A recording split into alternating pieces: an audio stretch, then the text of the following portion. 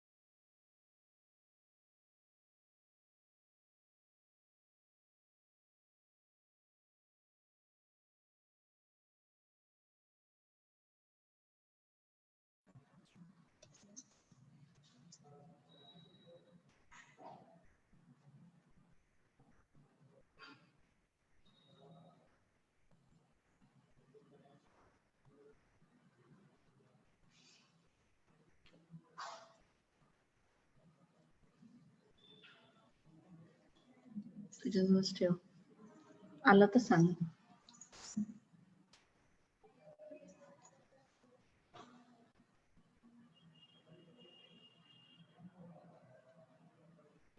ताई तुम्ही सुरू करा. बरं, हरकत नाही. जय हिंद, नमस्कार एव्हरीबडी. जे पण लोक हे लाईव्ह सेशन बघतात आहेत त्या सगळ्यांना thank you first of all for joining this session. आणि मला असं वाटतं की अभिजित सर टेक्निकल ग्लिचेसमुळे बॅकड्रॉप झाले आहेत. आपण ते आल्यानंतर पुन्हा त्यांना त्यांचं राहिलेलं बोलणं संपवायला पुन्हा स्कोप देऊया, so that we will also hear him out in a very nice and enthusiastic way. मी तुम्हाला ना आज I am an entrepreneur. I am not I won't be able to, म्हणजे मी तुम्हाला सजेस्ट नाही करू शकत काही, पण मी तुम्हाला शेअर करू शकते माझी स्टोरी, माझ्याबद्दलची छोटीशी घडलेली घटना की ज्यातनं मी बरंच काही शिकली. Life is very short to learn and take all the experience together. So we have to learn from others. म्हणजे आयुष्य इतकं मोठंही नाहीये की ज्याच्यात आपल्याला सगळे एक्सपिरियन्स घ्यायला स्कोप मिळेल. काही एक्सपिरियन्स दुसऱ्याचे पण घेऊन आपण शिकू शकत असतो. मी इथे आज तुम्हाला माझ्या लाईफमध्ये घडलेल्या काही घटनांचा एक एक्सपिरियन्स शेअर करणार आहे आणि त्या घटनांनी माझं लाईफ कसं चेंज होत गेलं हे पण सांगणार आहे. तर बिफोर आय स्टार्ट मला स्वतःला शेरोशायरी खूप आवडते. माझी आवडती शायरी आहे ही, जी की मी नेहमी मनात आणत असते. ये मंजिलें बड़ी जिद्दी होती है, ये मंजिलें बड़ी जिद्दी होती है, हासिल कहाँ नसीब से होती है, मगर वहां तूफान भी हार जाते हैं जहां कश्तियां जिद पे खड़ी होती है. बहुधा या शेरोशायरीनी का होईना प्रत्येक लढ्याशी, प्रत्येक येणाऱ्या प्रॉब्लेमशी लढण्याची ताकद मिळत गेली. कारण आई वडिलांनी कायम संस्कार हेच दिले, खुदी को कर बुलंद इतना कि खुदा खुद बंदे से पूछे कि बोल तेरी रजा क्या है. असं आई वडील माझे कोच होते. मी ऍथलेटिक्स आणि जिम्नॅस्टिक्सची प्लेयर आहे. नागपूरमधनं स्टेट लेवल आणि नॅशनल लेवल चॅम्पियनशिपला ट्रॅव्हल केलेलं आहे. तिथे हेमंत डोणगावकर आणि हेमांगी डोणगावकर हे माझे कोच होते. माझे मायबापच असल्यामुळे माझ्याबद्दल त्यांची अशी मतं होती की हिने ऑलिम्पिक्स मारावं आणि त्याच्यासाठी त्यांचे प्रयत्न पण होते. पण माझा बहुधा रस्ताच वेगळा होता आणि तो मी खडे त्यांना सुनावला होता जेव्हा मी 12वीची परीक्षा देऊन आली आणि त्यांना स्पष्ट सांगितलं की मला असले स्पोर्ट्स मध्ये अजिबात जाण्यात इंटरेस्ट नाही. मला माझं आयुष्य जगू द्या. तुम्ही तुमचं आयुष्य स्पोर्ट्सला दिलं तेवढं पुरे आहे. आता माझं आयुष्य मला जगू द्या. हे म्हटल्यानंतर वडिलांनी स्पष्टपणे सांगितलं, डिसिजन तू डिसाईड केलाय, तू ठरवलंयस काय करायचंय आणि तूच याची रिस्पॉन्सिबल राहणार आहेस. या पुढचा रस्ता तुझा तू शोधायचा आहे. असं म्हणून 12वीच्या परीक्षेचा रिझल्ट हातात घेता सांगितलं की आता पुढचं तू बघायचं. आम्ही तुला एज्युकेशनल रिक्वायरमेंट साठी लागणाऱ्या सगळ्या पुस्तकांची सोय करू, पण पुस्तकं जर आमच्या फायनान्शियल कपॅसिटीच्या बाहेर असतील तर ते तुला मिळवावे लागतील. मग सडकून अभ्यास केला जोरदार आणि स्वतःची पुस्तकं स्वतः लायब्ररीमधनं मिळवली. आणि म्हणजे लिटरली सांगते, कमला नेहरू कॉलेजमधनं MCA पोस्ट ग्रॅज्युएट युनिव्हर्सिटीमध्ये टॉप केलं एका सेशनला आणि प्रवास चालू होता. IT कंपनीचा प्रवास चालू होता. डॉलर्स हातात मिळणार याची गॅरंटी व्हायला लागली होती. कसं असतं ना, पोटेंशियल ना होना इज इनकॅपॅसिटी, लेकिन पोटेंशियल होके भी कुछ ना करना इज क्राइम, असं माझं मत आहे. आणि मी याच्यावर पक्की उभी राहिली. माझ्याजवळ पोटेन्शियल प्रचंड होतं, पण त्याला फ्लरिश करायचं होतं, त्याला एका साच्यात टाकायचं होतं. IT कंपनीमध्ये जॉब लागला. तिथेच माझ्या पार्टनरची भेट झाली आणि आम्ही लोक एक सुखावं आयुष्य घालवायला लागलो. नागपूरमधनं ट्रान्सफर्स मिळाल्या आणि इन्फोसिस सारख्या दिग्गज कंपनीमध्ये एंट्री मिळाल्या. नवरा इन्फोसिस मध्ये, मी महिंद्रामधनं टेक महिंद्रामध्ये. असा आमचा एक सुखद प्रवास चालू होता. त्याला बाहेर देशातल्या अपॉर्च्युनिटी, त्याला पॅरिसला जावं लागलं. तेव्हा एक लड़की थी अनजानी सी, एक लड़के पे वो मरती थी. एक लड़की थी अनजानी सी, एक लड़के पे वो मरती थी. लड़का वेजिटेरियन था, लड़की नॉन वेजिटेरियन थी. लड़का गया पॅरिस में प्रोजेक्ट बेस पे. 15 दिवस प्रोजेक्ट बेसवर पॅरिसला गेलं असताना काहीही न मिळणं ही त्याच्या दुःखाची परिसीमा होती खाण्यासाठी. त्यांनी माझला पहिलं लव्ह लेटर पॅरिसमध्ये आयफेल टॉवरच्या समोर बसून, समोरचा बाक आहे जिथे फोटो काढले जातात, तिथे बसून पहिलं प्रेमपत्र लिहिलं लग्नानंतरच.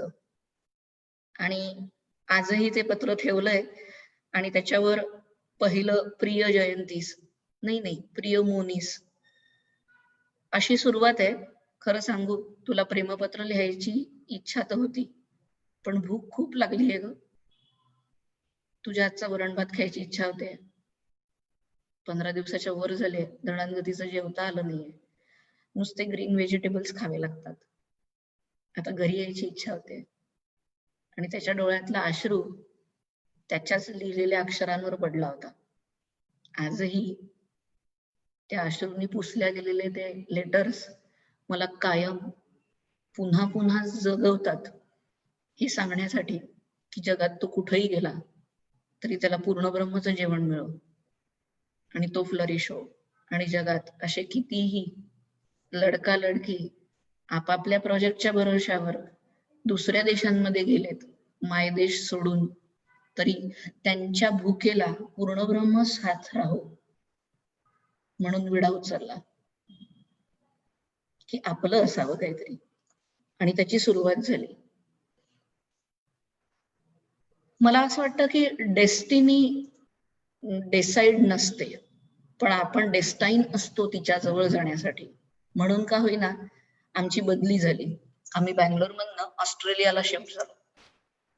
जवळपास 2 वर्ष तिथे होतो आणि या कालावधीत अनेक वेळा मी प्युअर नॉन व्हेजिटेरियन आहे. माझं अख्खं घर व्हेजिटेरियन आहे. आमच्या घरात व्हाईट आलू म्हणतात, एग म्हणता येत नाही. सासूरवाडी पूर्ण पौरवित्य करणारे लोक आहेत. दीर, मोठे दीर, लहाना दीर आणि नवरा, आई बाबा, सासू सासरे सगळे व्हेजिटेरियन लोक आहे. आजही ताटपाटावर पंगत बसून वाढून जेवायला बसतात. आजही मला सोवळ्यातला स्वयंपाक करून वाढता येतं आणि तेच संस्कार घेऊन मी IT कंपनीचा पण जॉब केलेला आहे. सकाळी 7ला बसमध्ये बसावं लागायचं इन्फोसिस मध्ये असताना. त्याच्या आधी उठून सगळा स्वयंपाक करून लेकरांचं सगळं आटवून आणि मग निघावं लागायचं. प्लॅनिंग बहुधा खूप ताकदीचं करावं लागतं, कारण जेव्हा एखाद्या एम कडे आपण धावत असतो ना, तेव्हा कायम लिहून काढलं. कायम ऑस्ट्रेलियाला गेलो, वापस येताना बोर्डिंग पास घेताना सांगितलंच नाही की व्हेजिटेरियन आहोत, आणि कायम हातात चिकन, बीफ किंवा नॉन व्हेजिटेरियन पदार्थ आलेत. ज्या पदार्थांना आम्ही बोलू सुद्धा शकत नाही, ते पदार्थ पानात पडल्यानंतर नवऱ्याचा चेहरा बघण्यालायक झाला. माझ्या हातात तानं लेकरू होतं, त्याला पाजायचंही होतं. मी ते खाऊ शकत नव्हती कारण माझ्यावर संस्कार होता. फ्रुट्स, क्रॉसेंट, बटर अशा गोष्टी घेऊन पोट भरत लेकराला कसं तरी पाजत 27 तासाचा प्रवास लिटरल मिनिंग मध्ये ऑस्ट्रेलियाच्या घरापासून आमच्या घरापर्यंतचा 27 तासाचा प्रवास संपवला. आणि त्या दिवशी विडा उचलला की या एअरलाइन्स मध्ये ज्या दिवशी वडापाव विकून दाखवेल किंवा मराठी फूडची चलनवलन आणि ऍडमिनिस्ट्रेटिव्ह लेवलवर आणि ग्लॅमरस लेवलवर हे फूड ज्या दिवशी घेऊन जाईल, त्या दिवशी शांत बसेल. प्रवास थोडा खडतर आहे, पण तुम्हा सगळ्यांची साथ होती. माझ्या नवऱ्याने कायम मला स्वकृता बनवलं. हॅट्स ऑफ टू हिम. एक लडका अंजान असा, पण खरंच माझा बॅकबोन नाही, माझ्या सोबत उभं राहणारा ठरला. आम्हाला माहितीये का, बॅकबोन्सची गरज नाहीये. आमचे बॅकबोन ताकदीचे आहेत. आम्हाला आमच्या सोबत इक्वल ट्रीट करणारा सोसायटी हवी आहे. We are not a option, we should be choice. स्त्रियांनी चॉईस व्हायचं असतं, ऑप्शन नाही. या गोष्टींवरही फाईट चालू होती. एक आत्मिक फाईट स्वतःशी कायम खेळली. आधी स्वतःशी लढावं लागलं, आधी स्वतःला समजवावं लागलं की मुलांच्या पानांमध्ये गरम पोळ्या नाही पडणार. जर मला जगाच्या पानामध्ये पुरणपोळ्या वाढायच्या असतील तर कुठेतरी कॉम्प्रोमाइज करावं लागेल, कुठेतरी लिहून काढावं लागेल की काय सुटतंय आणि काय लूज होणार आहे. कसं असतं माहितीये का हेमंत सर, काय लूज होणार आहे हे लिहून काढलं ना तर काय लॉस झालंय याचं दुःख राहत नाही. आणि तीच बहुधा माझी कंबर कसून मेहनत होती. टर्निंग पॉइंट डेफिनेटली त्या एअरपोर्टवर त्या फ्लाईट मध्ये आला की तिथे साधं एक व्हेजिटेरियन फूड मिळेना, आणि तोच प्रवास चालू केला. आणि माझं स्वतःच एक छोटस 600 स्क्वेअर फीटचं कोरमंगल्यामध्ये बँगलोरमध्ये एका नॉन मराठी रिजन मध्ये मराठी फूड रेस्टॉरंट चालू केलं. स्वप्नांची पूर्तता 600 फुटावर कधी नव्हतीच. स्वप्न खूप मोठं होतं, ते लिहून काढलं होतं. करील तर 5000 सेंटर करेल, तोवर श्वास चालू ठेवेल आणि तोवर जगायचंय. काहीही झालं तरी जगात कोविड येऊ नाही तर कोविडचा आजार येऊ, I will walk. Keep walking. या काही तत्वांवर चालणं चालू केलं आणि खरे प्रयत्न चालू केले. मी आजही पूर्णब्रह्मामध्ये जेव्हा माझ्या टीमला सांगते, आज जवळपास 108 लोक आहेत टोटल, आणि या सगळ्यांना जेव्हा आम्ही सेशनवर कनेक्ट करतो तेव्हा मी त्यांना सगळ्यांना सांगते, चांगलंच वागायचं असतं. कोणी कितीही खराब वागलं तरी आपण चांगलंच वागायचं असतं. गालिबचं एक वाक्य कायम आईने शिकवलं, इतनी अच्छाई भर दो दुनिया में कि साला बुराई भी कतर जाए आने से. स्वतः जगली आणि चांगलंच वागायला जगली. त्याच्यामुळे ना कधी कोणाची भीती वाटली नाही, कारण खरं वागत होतो. खऱ्याचं जग असतं आणि खराच समोर सरकतो. भीती वाटावी ती समोरच्याला जो चूक वागत असेल. कोरमंगल्यामधलं छोटंसं सेंटर, इतका अमाप गर्दी व्हायची, इतक्या मोठ्या प्रमाणात नॉन मराठी लोक सुद्धा नवीन पदार्थ ट्राय करायला यायचे. Bangalore is a metropolitan city. इथे खूप सारे लोक ट्राय करतात, खूप साऱ्या गोष्टी ट्राय करतात. इथे एकमेकांची कुरघोडी केली जात नाही. हाच बेसिक फरक आहे बाकी शहरांमध्ये आणि या शहरामध्ये. मी तर महाराष्ट्रातून आली होती, जिथे गणपतीचा उत्सव अगदी सगळ्यांना घेऊन करणारे लोक आणि ढोलताशावर नाचून आपलं मन मोकळं करून बाप्पा समोर विनंती करणाऱ्या लोकांपासनं तर दहीहंडीला एकत्र नाचत, होळीचा रंग एकत्र फिरवत आपण सगळेच एकत्र असतो. महाराष्ट्रातला तोच सर्वानुभव घेऊन मी कर्नाटकात आली होती. इथे सगळेच आपले वाटायला लागले होते. मग कळलं इथलं जग थोडं वेगळं आहे. थोडे प्रोफेशनल लोक आहेत, थोडं मॅनेज करावं लागेल, थोडं समजून घ्यावं लागेल. पण तेव्हाही ठरवलं, या सगळ्यांना पुरणपोळीची चव देईल, या सगळ्यांच्या तोंडी मिसळपाव खाऊ घालेल.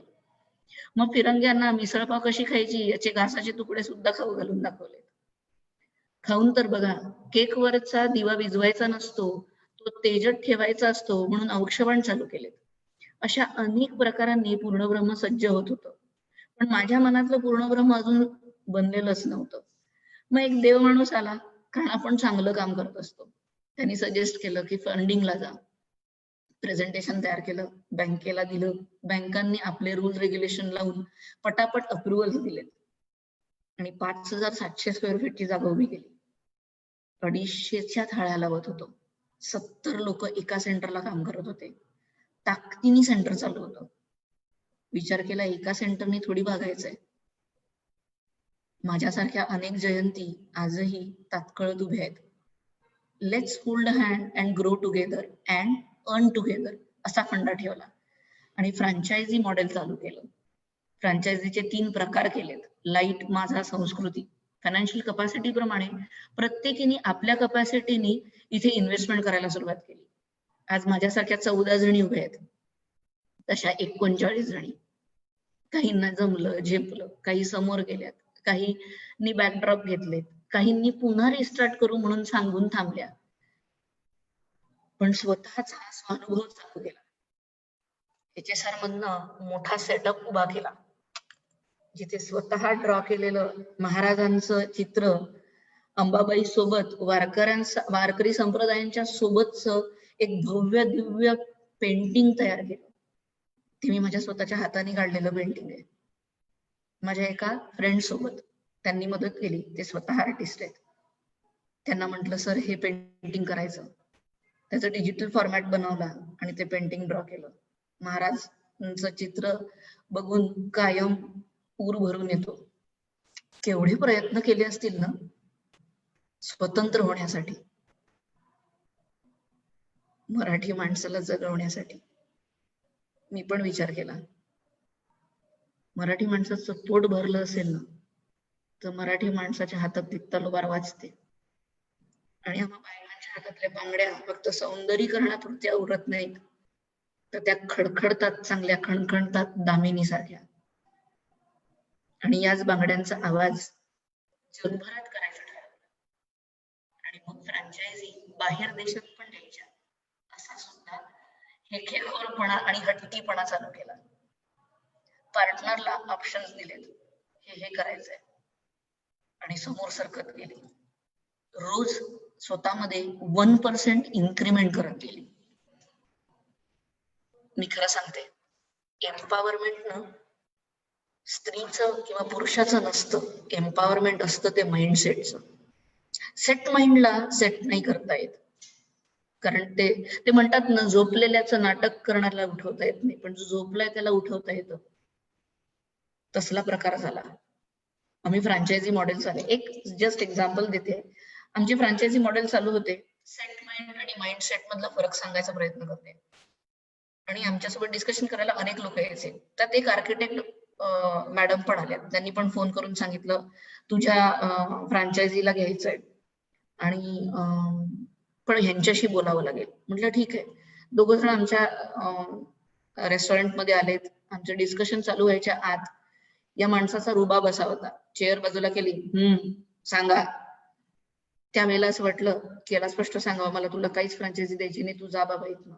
पण त्या स्त्रीकडे बघून 2 मिनिट थांबली. कारण त्यांनी मला मेसेज टाकला होता, मी आर्किटेक्ट आहे आणि मी खरंच पूर्णब्रह्माची फ्रँचायझी घ्यायची इच्छित आहे, पण यांना विचारल्याशिवाय मी प्रॅक्टिसही चालू नाही केली, पोरांकडे लक्ष दिलं. तिच्या त्या शेलमधनं बाहेर येणाऱ्या प्रोसेसला मी पाहिलं होतं. मी पूर्ण प्रोसेस एक्सप्लेन केली. त्या माणसाने ती एक्सप्लेन केलेली प्रोसेस ऐकली, खाडकन उठला आणि आपल्या सहचारणीला म्हणाला, चला, त्यांच्या मनगटात बळ आहेत, तुमच्या आहेत का? चला इथनं, आपल्याच्यानी व्हायचं नाहीये. असं म्हणून त्या व्यक्तीला, त्या स्त्रीला तो घेऊन गेला. मी माझ्या डोळ्या देखत तिने तोडलेलं शेल, त्याचे तुकडे एकत्र करत स्वतःला त्या शेलमध्ये कोंबत जाताना पाहिलं आणि घरी जाऊन ढसाढसा रडली. स्वतःशीच एक अट घातली, या व्यक्तीचं पूर्णब्रह्म सेंटर नक्की चालू करेल. ही स्टोरी इथे संपली नव्हती. 2 दिवसांनी त्यांचा मेसेज आला, तुझं लहान 2.5 वर्षाचं लेकरू तुला म्हणतं जयंती की आई समोर हो, पूर्णब्रह्म चालवायचंय, मी तुझा लिटिल शेफ आहे. आणि माझं 38 वर्षाचं लेकरू मला म्हणतं, आई काय तमाशेतला आलेले आहेत, घरी बसता येत नाही का? एम्पॉवरमेंट बहुधा माइंडसेटचं करावं, स्त्रियांचं किंवा पुरुषांचं नाही, असं मत या एक्सपिरियन्सनी मिळालं. गंमत कशी असते माहितीये का? आपल्याजवळ 24 तासच आहेत आणि सचिन तेंडुलकरांजवळ पण 24च तास आहेत.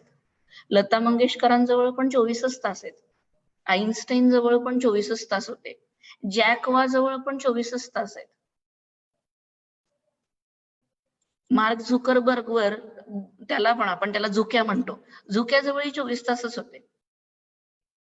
त्यांनी ते सोनं केलं. हमको सोना करते है. ठरवायचं असतं, सोनं करायचंय का सोना करायचंय.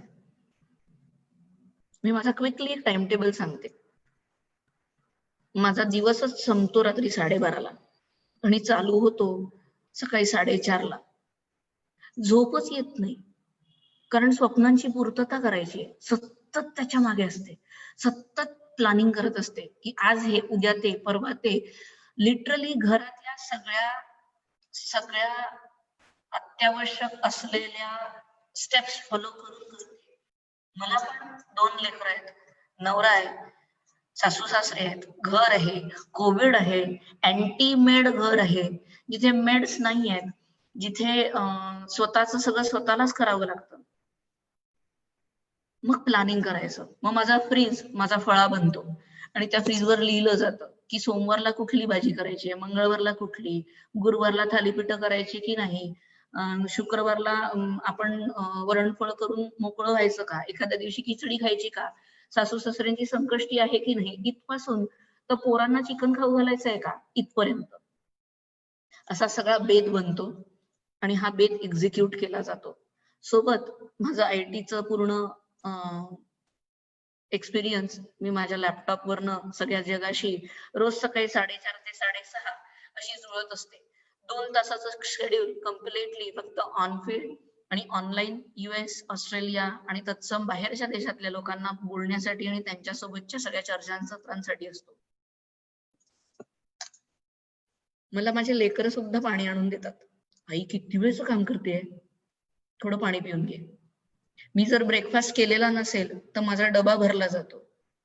आई कारमध्ये खाऊन घेशील, सँडविचच तर केलंयस ना, पटकन खाऊन घे. आई एक रोल खाऊन घेशील. किंवा आम्ही आमचा अभ्यास कम्प्लीट केलेला आहे, आता बोल, आपण थोडा वेळ खेळायचं. मग रात्रीला 12:30 वाजता जरी घरी आली ना, तरी घराचं कधी स्नोफॉल झालेला असतो, कधी ज्वालामुखीचं फुल हाऊस झालेलं असतं, कधी ते ग्रीन हाऊस असतं.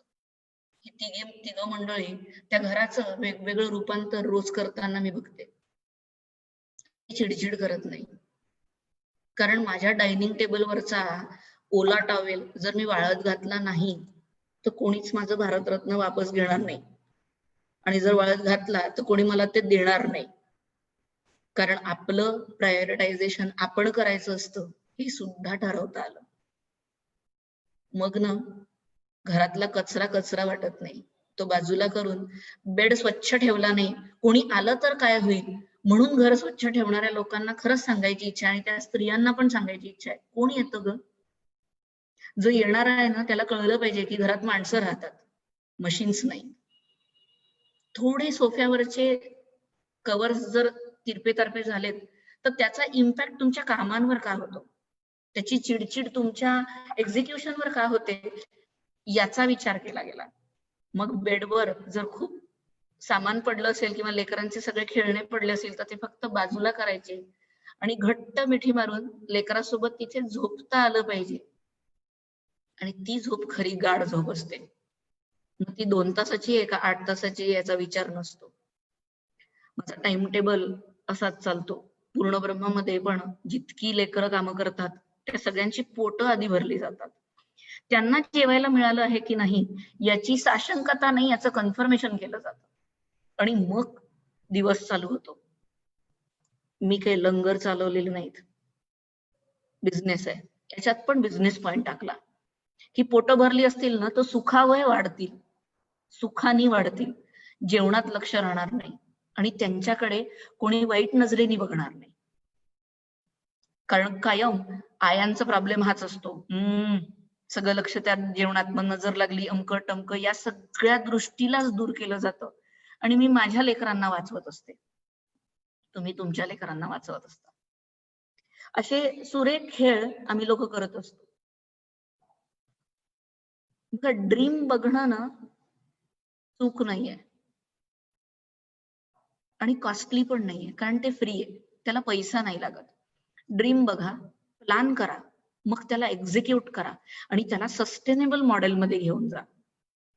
जोवर आपण याचं कम्प्लीट सस्टेनन्स मॉडेल तयार करणार नाही तोवर बिझनेस चालणार नाही. बिझनेसचं साईड प्रॉडक्ट मनी आहे. बिझनेस कायम स्टार्ट होतो तो एका प्रॉब्लेम सॉल्विंग सोल्युशनमुळे. सोसायटी मधले असलेल्या प्रॉब्लेमला सॉल्व्ह करण्यासाठीचा बिझनेस जेव्हा चालू होतो तेव्हा त्याच्या लिमिट्स पुरत नाहीत बॅलन्स शीटच्या. त्याचा टॉप लाईन आणि बॉटम लाईन मध्ये खूप टेन्शन घेण्याची गरज पडत नाही आणि एक्झिक्युशन सस्टेनेबल होतात, कारण डेडिकेशन आणि फोकस खूप परफेक्ट लागत असतो. मला माहित नाही तुमच्यापैकी किती जणांनी गुगल मॅप वापरलाय, पण हो, गुगल मॅप मध्ये आपल्याला टाकावं लागतं ना की कुठे जायचंय, ते ठरवावं लागतं. आधी डेस्टिनेशन ठरवावं लागतं. गुगल मॅपला आपण असंच म्हणतो का, ह चल घेऊन चल कुठेतरी, ती बाई सरळ तुम्हाला उत्तर देते, I didn't understand, can you please repeat again. मग गुगल मॅप सारखा एक बेसिक गोष्ट जर तुम्हाला रस्ता दाखवत नाहीये जोवर तुम्ही डेस्टिनेशन टाकत नाहीये, हे तर लाईफ आहे, आधी डेस्टिनेशन टाकावं लागेल का कुठं पोहोचायचंय. Success is not a destination, success is a journey towards the destination. 3, 5, 10, 15 असे ग्रँड सक्सेसफुल पाथ तयार करायचे असतात. मी बहुधा हे पाथ लिहून काढलेत. ते कोणाचं वाक्य आहे गड्या, मला असं वाटतं अल्कायमिस्टचं वाक्य आहे, you think to the core of it and the core will come to you. हेच वाक्य जेव्हा शाहरुख खाननी म्हटलं, किसी चीज को पूरी शिद्दत से किसी को इतना चाहो कि उसे पाने में पूरी कायनात तुम्हें तुम्हारे साथ जुट जाए, some dialogue, and that dialogue got hit. It is literally like that. किसी को शिद्दत से इतना चाहो की पूरी कायनात तुम्हें उसे मिलाने में जुट जाए. माझं ड्रीमच माझं एम आहे. Woman entrepreneurship, woman empowerment, woman opportunities, वुमनला याव, वुमनला ट्याव, हे किती किती किती त्याचा अतिरेक केला. Why can't we buy our own diamond? Why we need somebody else to buy our sari? Why can't we appreciate other women in our life? आपण तिला सखी का नाही म्हणत? अगदी साधं, दिवाळीच्या दिवसांमध्ये आपण रांगोळ्या काढतो. एखादीच्या दारासमोरची रांगोळी पाहून आपण तिथे जाऊन हे म्हणून येतो की किती सुंदर काढलीस, मागच्या वर्षी मी अशीच काढली होती, फक्त कलर वेगळे होते. यू डोंट इवन अप्रिशिएट हर. आधी ना आपण सगळ्यांनी मिळून, म्हणजे आपण सगळ्या जणींनी मिळून एकमेकींचं अप्रिसिएशन करायला पाहिजे. मग या बाबड्या पुरुषांना म्हणू की एम्पॉवरमेंट वगैरे करा. एम्पॉवरमेंट त्यांचं करायची गरज आहे. त्यांना कुठे येतात पोळ्या करता, का त्यांना मॅग्यांच्या वर काही स्वयंपाक करता येतोय? ते बिचारे आपल्यावर डिपेंडंट आहेत.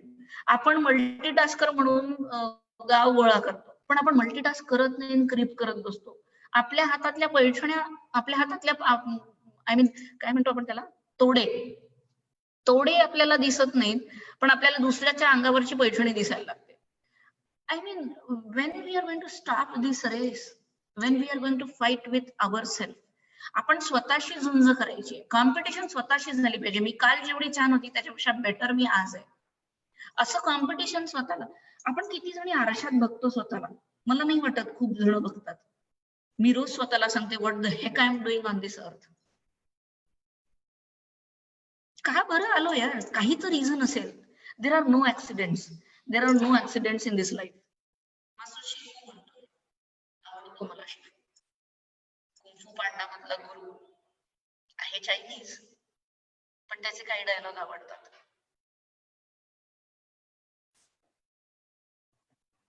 काय करायचं आणि काय नाही करायचं याच्या इनोव्हेटिव्ह आयडिया कोणाकडनं तरी वाचून कळतात का? त्या स्वतःला उमगल्या पाहिजे आणि त्या स्वतःला लिहून काढता आल्या पाहिजे.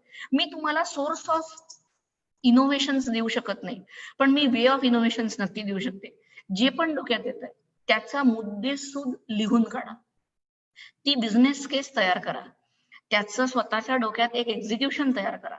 ते एक्झिक्यूट करताना तुम्हाला येणाऱ्या सगळ्या प्रॉब्लेम्सला आधीच अनालाइज करा आणि मग ते प्रेझेंटेशन तुमच्या इन्व्हेस्टर समोर द्या. तुमचा इन्व्हेस्टर तुमचा नवरा असू शकतो आणि सपोर्ट मागायला प्रॉब्लेम काय आहे? मी माझ्या नवऱ्याला स्पष्ट सांगितलं, हे जर प्रोजेक्ट करायचं असेल तर तुला मला मदत करावी लागेल. पोरीचे लांब सडक केस आहेत, त्यांच्या वेण्या घालाव्या लागतील. मग वेण्या शिकवाव्या लागल्या.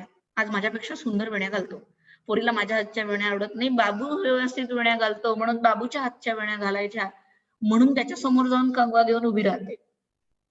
आज कोविड मध्ये पूर्ण ब्रह्म आणि मी माझ्या सगळ्या सख्यांसोबत ताकदीने उभं होतो. कोविड मध्ये आम्ही लोकांनी 1,00,000 लोकांना फ्री ऑफ कॉस्ट फूड दिलेलं आहे. कसं शक्य होऊ शकतं हे सगळं? कारण प्लॅनिंग केलं. जेव्हा मार्च महिन्यात लॉकडाऊन लागलेत तेव्हा सगळ्या सेंटर्सच्या फ्रँचायझी ओनर्सला सांगितलं, त्याही माझ्याच सारख्या ना, तेवढ्याच ताकदीच्या. त्यांनाही कळलं, त्याही ताकदीने उभ्या होत्या. त्यांनी सांगितलं की सेंटर बंद नाही करणार, चालू ठेवू.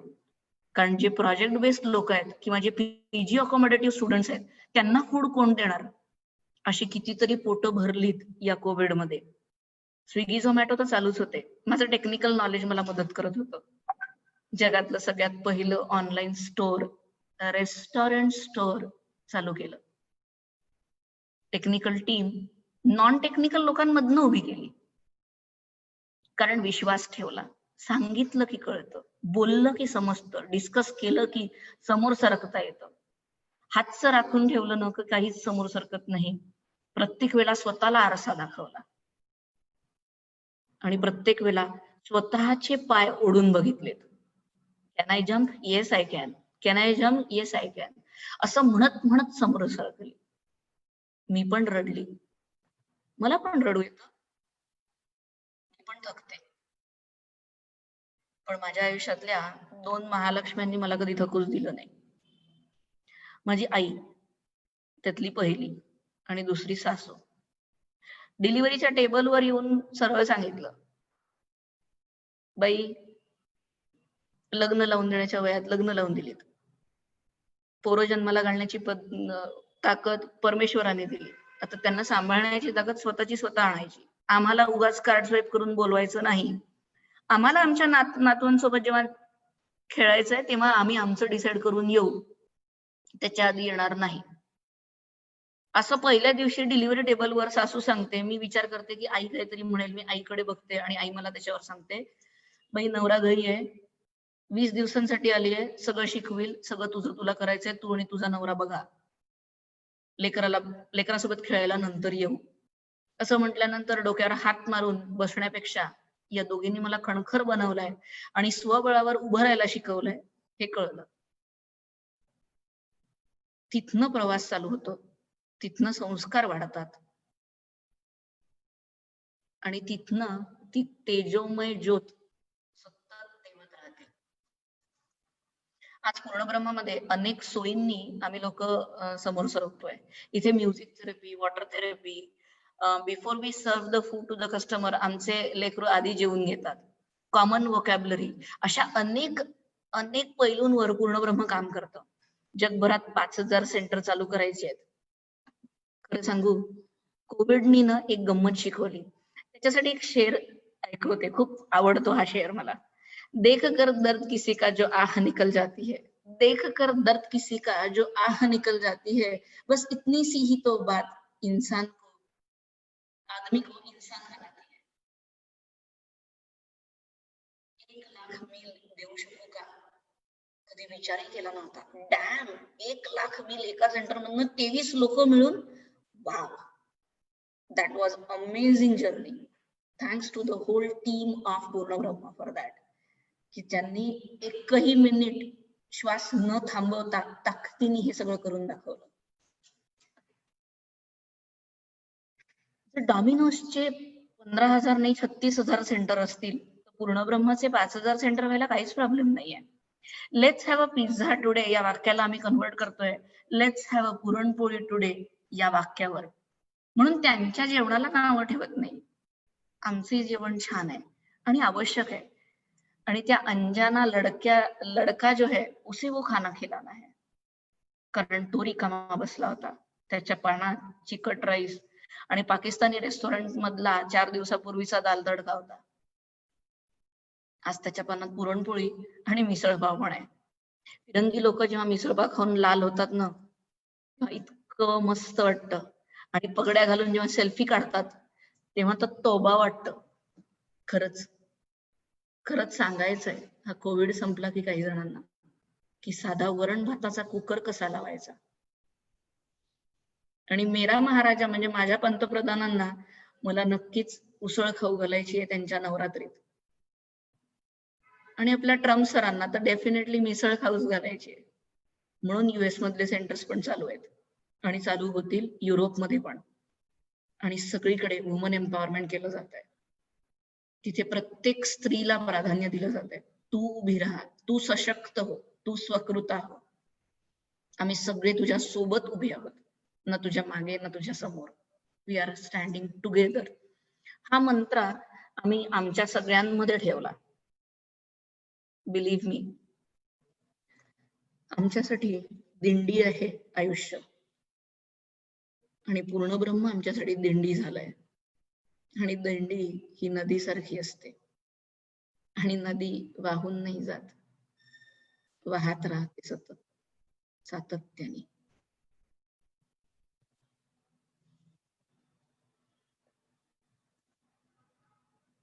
बहुधा हेच पूर्णब्रह्म आहे. आणि आज पूर्णब्रह्माचे रिटेल स्टोअर चालू केलेत. कोविड मध्ये कम्प्लीट कोडिंग करून संपूर्ण देशासाठी एका भारतीयाने बनवलेला रिटेल प्लॅटफॉर्म एका भारतीयासाठी. याच्यात वेंडर्स, कंझ्युमर या सगळ्यांचा एक स्रोत उभा केला. 15 ऑगस्टला या रिटेल स्टोअरचं आम्ही लॉन्चिंग करतोय. रिटेल स्टोअरचं नाव डेफिनेटली नो ब्रेनर पूर्णब्रह्मच राहणार. पूर्णब्रह्म रिटेल स्टोअर ऑन होतात आहेत. मी थांबणार नाहीये, आय विल कीप वॉकिंग. कारण आयुष्य चालत राहिलं पाहिजे. मी रोज जगते आणि जगत राहील. पूर्ण ब्रह्माचा नक्कीच दिवा तेवत राहायला पाहिजे आपल्या सगळ्यांसाठी. Thank you sir. धन्यवाद जयंतीताई. तुमच्या उत्स्फूर्त प्रेरणादायी यशोगाथेतून व मार्गदर्शनातून अनेक महिलांना आज एक नवीन ऊर्जा मिळाली असणार यामध्ये शंका नाही. अनेक भगिनी परंपरागत वाटा सोडून चाकोरी बाहेरच्या उद्योगांना नेहमीच साथ घालत असतात. सुरुवातीला धडपडतात, ठिचकाळतात, संशयाला आणि विरोधाला सामोरे जातात. त्या सर्व भगिनी आजच्या या अभिव्यक्तीमधून एक नवीन बळ आणि एक नवीन ऊर्जा नक्कीच मिळवत असतील यामध्ये मला शंका नाही. आणि सगळ्यात महत्वाचं म्हणजे तुम्ही कमला नेहरूच्या विद्यार्थिनी आहात असं म्हटलं. कमला नेहरू हे आमचं कॉलेज आहे. वंजारी ग्रुप ऑफ इन्स्टिट्यूशनची सुरुवात कमला नेहरू पासून सुरू झाली आणि आमची पहिली MCA ची बॅच होती सर. अरे वा. CET बॅच जी होती ना ती पहिली आमची होती. मी 13वी मेरिट होती आणि मला कमला नेहरू कॉलेज मिळालं होतं. घराजवळ होतं. बिनधास्त फ्री सीट मध्ये ऍडमिशन मिळाली होती. आणि हे आमच्यासाठी पण अगदी अभिमानाचं कारण आहे की अगदी जगभर नाव पसरवणाऱ्या माझी विद्यार्थिनी आज ऑनलाईन आमच्याशी जोडल्या गेल्या आणि संपूर्ण विद्यार्थी वर्ग बघतोय. थँक्यू. नावाजण्याजोगं काही घडायचं असेल तर कलंदर मनोवृत्ती आणि मनस्थिती असावी लागते. मला असं वाटतं की तुमचं तुमच्या जी स्टोरी ऐकली त्यामधून प्रस्थापित मार्ग सोडून अनवट रानवाटा शोधत शोधत तुम्ही एक स्वप्न प्रत्यक्षात आणलं. त्याला आकाराला आपण दिलं, कौशल्य व क्षमतेला आवडीची जोड दिली आणि म्हणूनच हा व्यवसाय गगनभराने घेऊ शकला.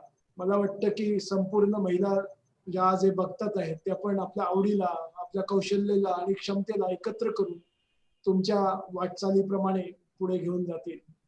अवघड वाटा निवडताना सगळं सोपं असतं, पण कधी कधी असं वाटतं की ते चालताना कठीण आणि यश मिळवणं तर त्याहूनही अप्राप्य होऊन जातं.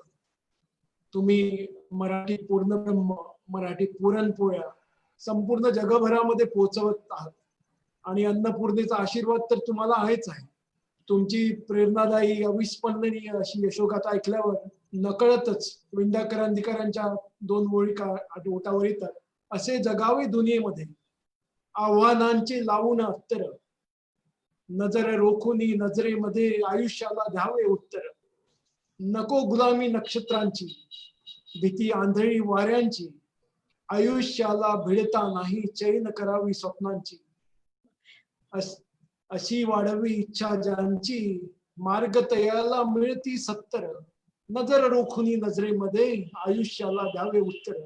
मला वाटतं की तुमचा संपूर्ण प्रवास अशा स्वप्नमय अशा एका स्वप्नातून सुरू झाला आणि ते स्वप्न तुम्ही सर्व दूर पेरतात. स्वतःच नाही तर स्वतःसोबत पण अनेक लोकांना तुम्ही घेऊन जाता. अभिव्यक्तीचा गोविंदराव वंजारी फाउंडेशनचा उद्देशच आहे की ही पॉझिटिव्हिटी, ही ऊर्जा संपूर्ण समाजामध्ये पेरली जावी.